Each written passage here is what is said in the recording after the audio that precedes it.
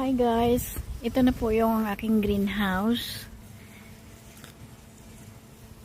Kahit hindi pa po ito tapos, kailangan itali yung nandun sa baba. Pero linagay ko na dito yung mga halaman ko. Ito yung loob. At least protected sila kapag malakas yung hangin, malakas yung ulan. Ayan, linagay ko yung mga halaman ko. Ito naman sa kabila. Hindi pa ito masyadong tapos. Marami pa pong kulang.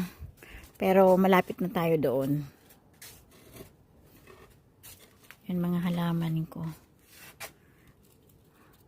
Ganda nito. Oh. Saka ito. Ito papamilya itong mga ito.